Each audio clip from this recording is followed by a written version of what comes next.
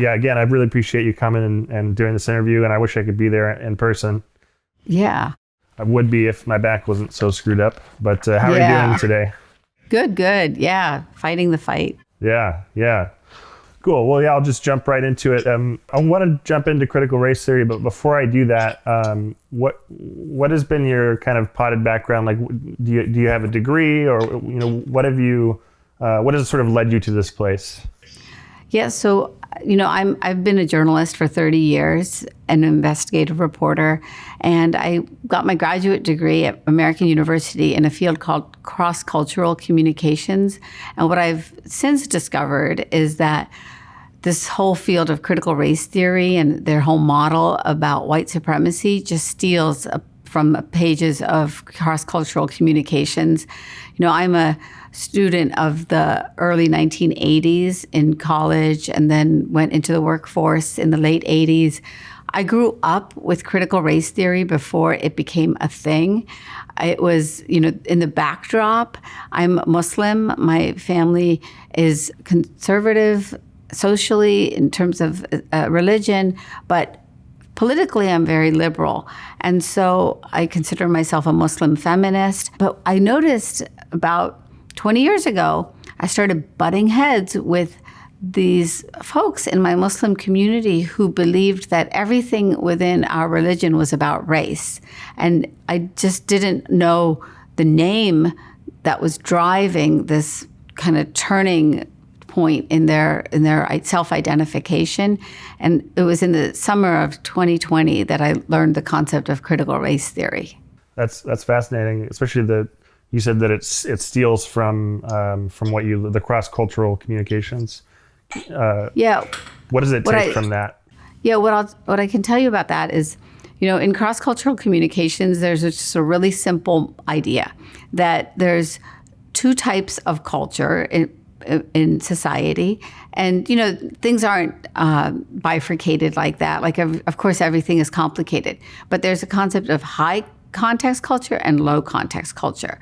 So low context culture is societies and communities where folks are very rigid, they're very individualistic, they have a sort of order to things. Meetings start on time, meetings end on time, you work with an agenda. And then high context culture is very relational. Things are more fluid when it comes to time and goals.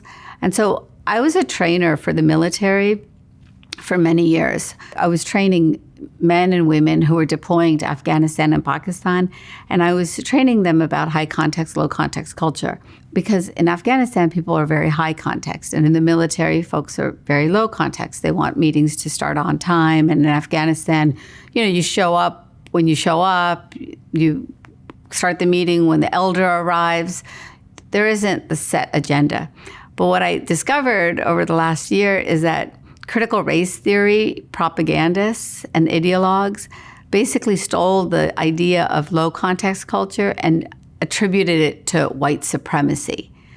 But in fact, it's not race-based. It's very much just about your own personal priorities, whether you want things to start on time, whether your kind of psychology is set that way. It could be based on your society. It could be based on whether you grew up in the South versus the Northeast in the United States. So it's way more complicated than this idea of race. But that's the ultimate, failure of critical race theory, is that it assigns race to every prism by which we look at society, and that's its fatal flaw. Right. That's really interesting. I've heard of those concepts. I think in Washington State there was some legislators talking about that very thing, being Exactly. on time versus starting at when the person gets there, and so that's fascinating. You mentioned critical race theory a few times. Can you give a summary of what that is and what that means? Critical race theory is an ideology. It's a philosophy, and in this philosophy, there's a single premise, and this premise is that there has been a hierarchy of human value that has been race-based in society. since the beginning of time. And we all know that, and I accept that there have been many injustices based on race.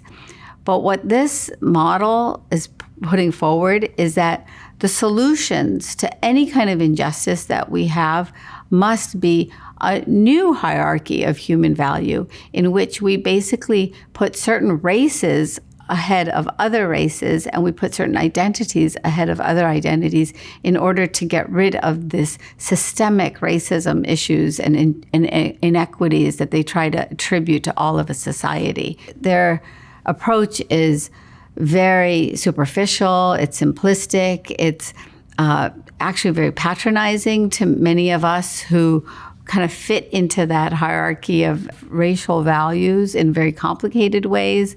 And ultimately, it's dehumanizing. Right. Yeah, I remember Kimberly Crenshaw was quoted as saying something like, there's a difference between a person who happens to be black and a person who is black politically. And that's really fascinating.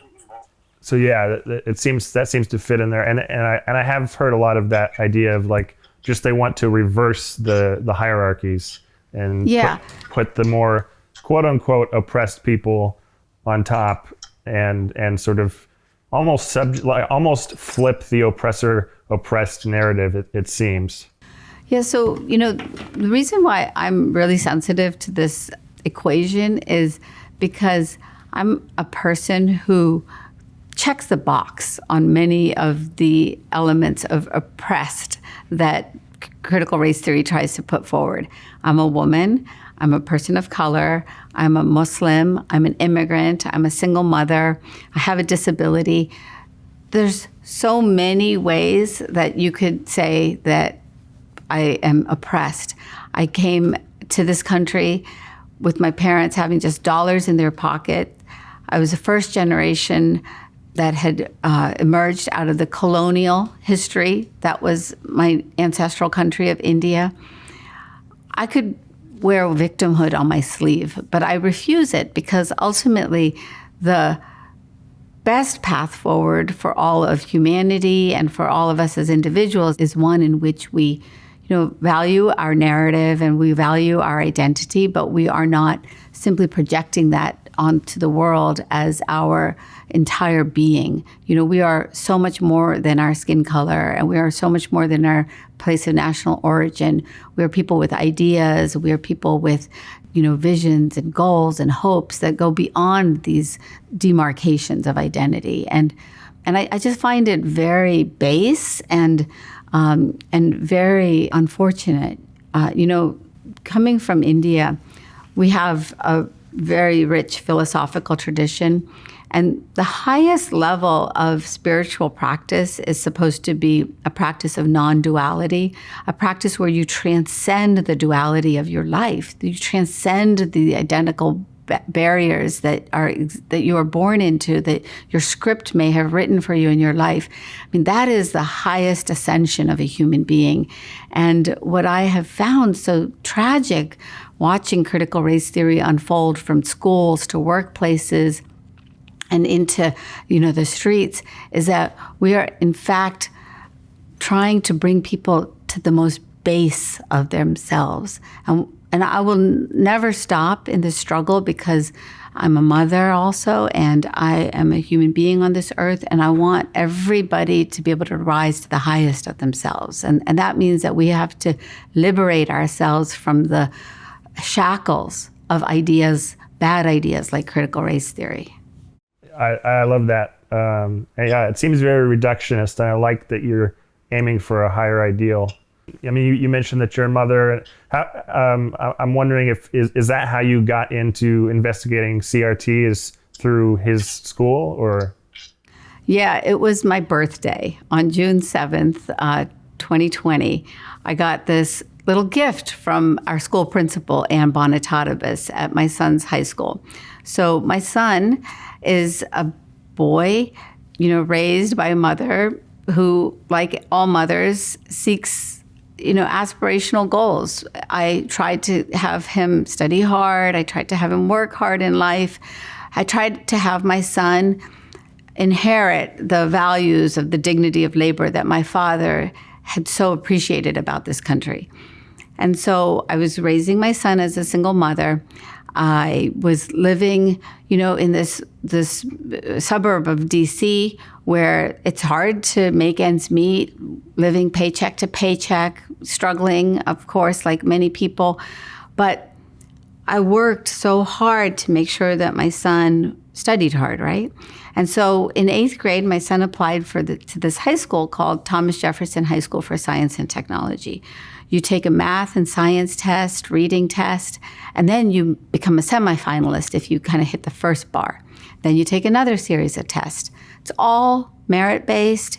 It's race-blind. So my son was accepted into the school. It was a day of great celebration for our family. Because remember our story, my father came here with dollars in his pocket. My mother, we sold these kurtas, the tunics from India at the flea market in New Jersey in order to just earn a few dollars as I was growing up. It's the quintessential story of struggle. We would turn on the oven in order to heat up the house because the heat bill was so much, so often that we would turn it down, but then the oven was all we could have. We'd turn on the lights and wait for the cockroaches to stop and scramble into their corners. So that was my upbringing. And my dad became a professor at a land-grant university in West Virginia. So on June 7th, 2020, the principal of my son's high school sent all of the parents and students a letter. And in it, she invoked the tragedy of George Floyd's killing. And she said this was the moment that each one of us had to check our privileges, that we had to examine all of the advantages that we had in life. Okay, it's an interesting idea in concept. Then she said that we had to make sure that the demographics of our school matched the demographics of the county. So the demographics of our high school is 70% Asian. They are families like my family, families who have immigrated from communist China. They've survived the Cultural Revolution. They marched in Tiananmen Square. They're families from India. They're families from Bangladesh, Vietnam, people who immigrated as survivors of the war in Vietnam, Cambodia. I mean, people with such stories, but we don't share them with everyone, right? We don't tell the world, and then we just keep working hard. And so there she was lecturing us, then telling us that the demographics of our school didn't reflect the diversity that she wanted to see. It was such a slap in the face to all of us. We were just shocked. And it was then that I woke up as a parent to this dynamic, this real war that was being unleashed on schools and in communities in the name of critical race theory. I wrote to her. I went to speak to my school board. I spoke to other parents. And it was one dad, Glenn Miller, who had gone to Harvard Law School as critical race theory was being developed, who told me, Asra, there's 3 words you need to know to understand what's going on, and those are critical race theory.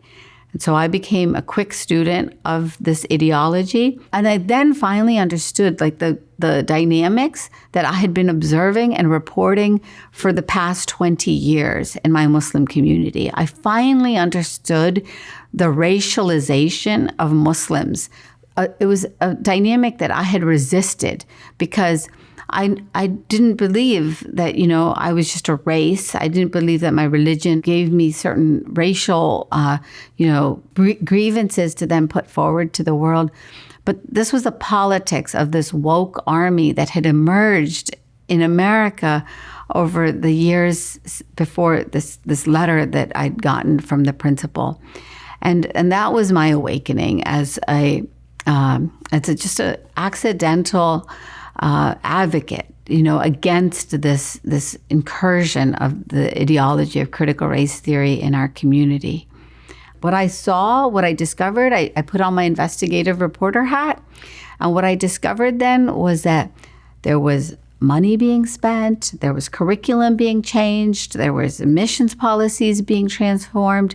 There was an entire machine that was going to try to bring critical race theory into our society. And, one of the ideologues of critical race theory is a man by the name of Ibram Kendi. He spoke to the teachers and principals in Fairfax County Public Schools. I put in a request with Public Affairs and found out that he had been paid $20,000 for just 1 hour of a video conference call. It was just unbelievable to me that as we as a society were struggling with the pandemic, children were literally dying. That summer, I stood not far from where I'm sitting today at the graveside of a boy who had killed himself because his depression had become so aggravated during COVID. And while we as families were struggling with life and death situations, how we were going to get food on the table, how we were going to keep our kids healthy, these ideologues and propagandists of this ideology were working day and night to infiltrate our communities, our schools, our workplaces, and ultimately our hearts and minds. That's what disturbs me the most, our hearts and minds with this ideology that was going to challenge the old hierarchy of human value with a new hierarchy of human value that would ultimately dehumanize all of us. Yeah, that's really powerful. It's just kind of insane, that juxtaposition between how much people like Ibram and Robin DiAngelo get paid while the school systems are falling apart and people are suffering. Yeah. So, as you said, that people have been sort of working to get this everywhere, and it seems a lot more prevalent now that CRT-based diversity and sensitivity training seems to be in workplaces and in schools. But I'm wondering, is it just a few schools here and there, or how prevalent is it? Oh my gosh. So this phenomena of critical race theory has become an industry. It is a industry that is multi-million-dollar now at this point. My training as a journalist was at the Wall Street Journal, so I've always followed the money. And I've now been filing Freedom of Information Act requests with school districts, getting the contracts on these consultants, these diversity, equity, and inclusion consultants, and they're making $270,000 for just 1 year in one school district in Austin, Texas. They're making $15,000 for 1 hour in Naperville, Illinois. They're buying in Fairfax County, Virginia, $24,000 of Ibram Kendi's books to give away to the students. So one failure is this misspending of taxpayer dollars by government agencies.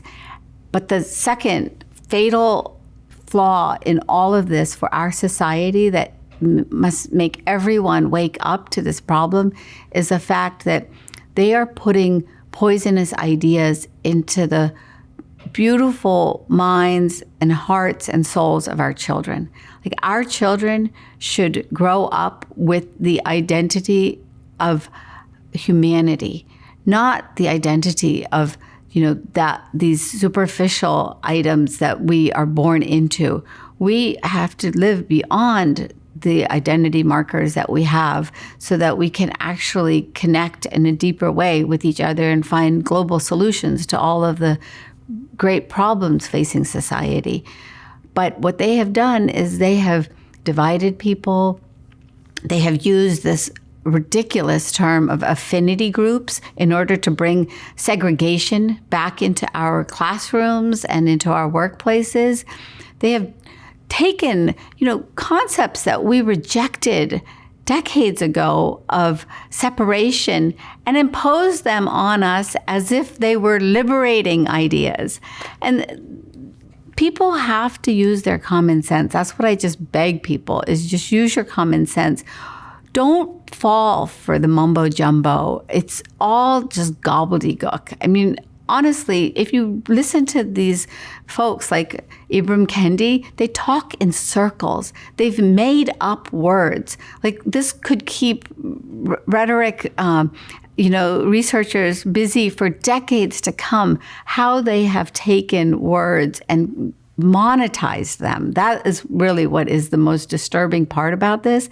The phenomena of, quote, anti-racism has become a multi-million-dollar machine for making money.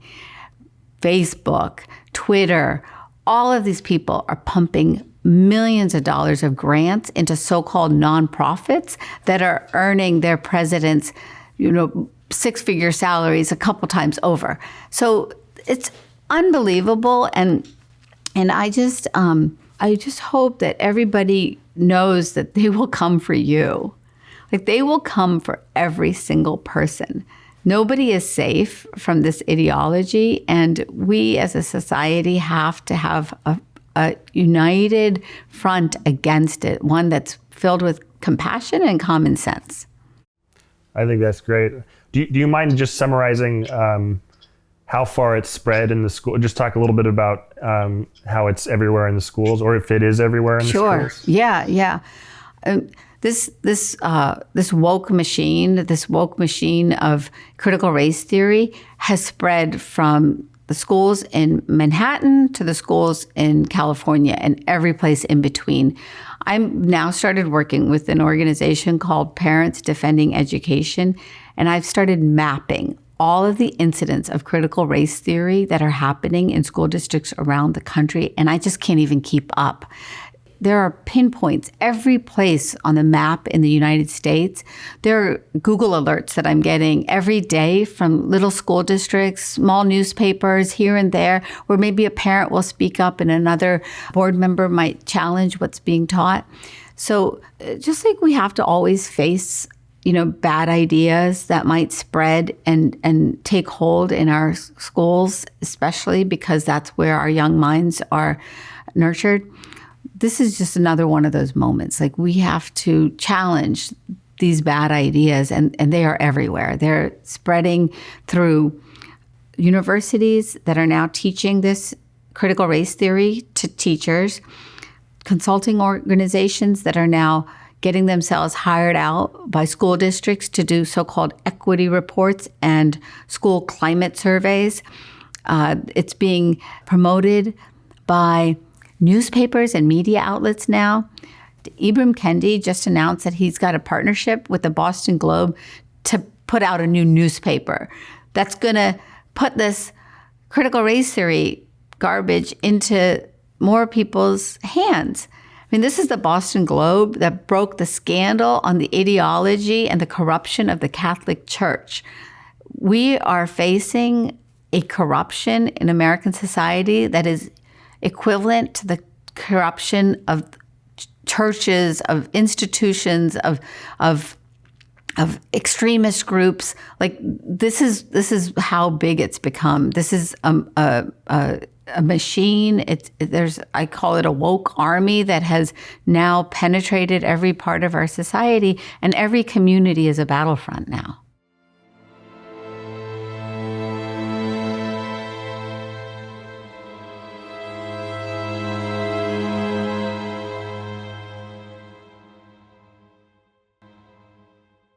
Thanks for watching. I hope you're enjoying my channel. Don't forget to subscribe, and if you'd like to see more of my work, you can head on over to Locals, which is an awesome free speech platform that won't take down or flag any videos, which YouTube is known to do. It's a great platform because people want to be there and they'll engage in meaningful dialogue with you, and it's awesome. Plus, if you sign up for a paid account, you can get access to content that is exclusive to Locals. You'll find a link for that in the description below. Also, if you ever see me lying down in interviews or in any of the videos, it's because I lived with debilitating back pain for years. So I just wanted to explain that so you understand what's going on. And sometimes my little dog Nora might make an appearance. Nora, come here. Don't be shy. Don't be shy. All right. Thanks, everybody.